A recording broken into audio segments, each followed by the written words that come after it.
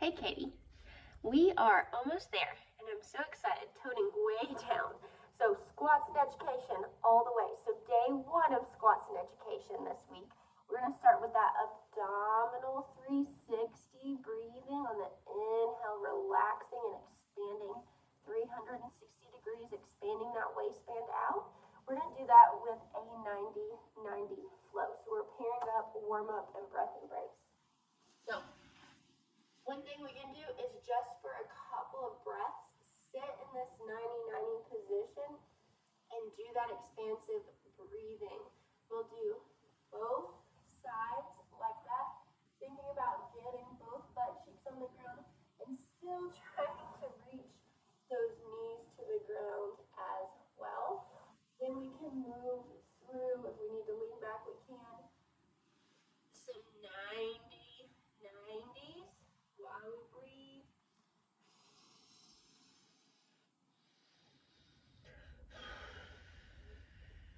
So moving with breathing here, and then we can end up with some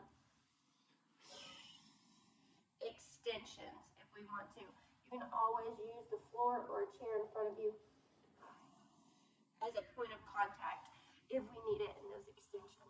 So nice gentle flow, working on breathing with each movement, and that's our goal with everything we do today. Breathe nasally if we can, exhaling through the mouth with each movement.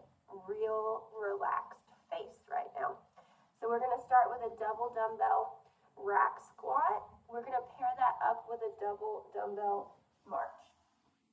So on that rack squat, it's right here on our shoulders. And we're just slow and controlled squatting.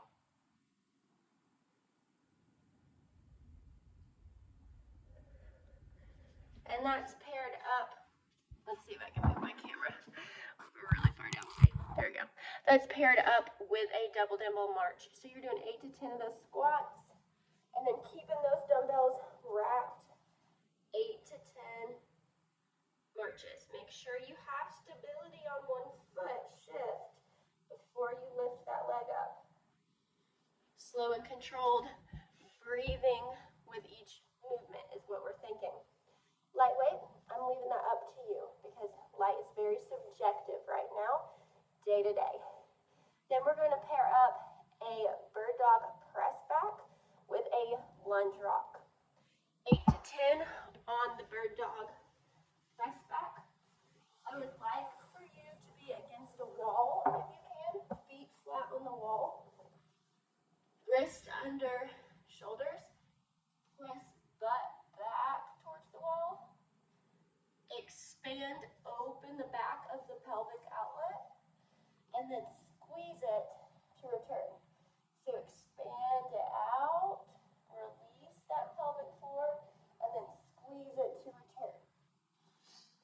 That rock is in this lunge position. Tuck the pelvis, rock forward, press through this leg to get back. Keep the pelvis tucked, rock forward, press through this leg to get back. So that pairing was 8 to 10 on the bird dog press back and 4 to 6 per side on the lunge rock. Then we're going to do a single arm face pull. 4 sets of 4 per side. This is by itself. We want the band to be face level. We're just pulling and releasing. So that band comes right by your ear, and then you release it back down. So 4 per side there for about 3 to 4 rounds. And then let's talk positional work. That's our education for this day. Positional work is to get baby in optimal position. Baby is probably going to find optimal position if everything is perfect, but sometimes we have tendencies, like we drive in cars and sit at desks, to limit that position. So we can help it along with a couple things. One, chiropractic care. If you had a breech baby, I would be on top of you for chiropractic care. But all things considered, I think you're doing fine. Inversions are a good thing to do. Always have someone near you when you do inversions. You'll get up on a couch, knees up on a couch, elbows on the floor, and completely relax all of these wraparound muscles. So you're here.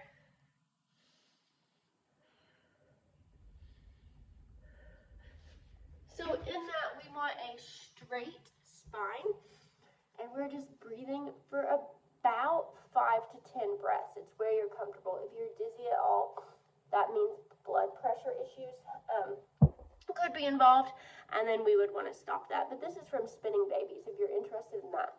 Miles circuit is on my list. You're already familiar with that. You're already doing that. Awesome. I love the one with one leg up onto something, and you're just relaxed and breathing there. That's real good positional work. Curb walking, so an object, just walking or marching. Doesn't have to be curb, it can be a step, it can be a little object, a couple books. Make sure if you do one side, you always do the other side. Hip circles and pelvic tilts. If you have a yoga ball, you can do it on that. You can do it on all fours. You can do it seated, cross-legged, so many different ways to do those. But hip circles are hips in a circle. Make sure you do both ways. Pelvic tilts, think cat, cow, right? Or cow, cat, whichever one it is. So those are really amazing ones and can give you some relief. If baby's pushing on tailbone, especially those pelvic tilts, can sort of nudge baby out of the way and be like, hey, let's move. Also, if you're having any tailbone pain, an ice pack right at your tailbone could give some sensory input to baby. All right, have fun. Ask any questions, please.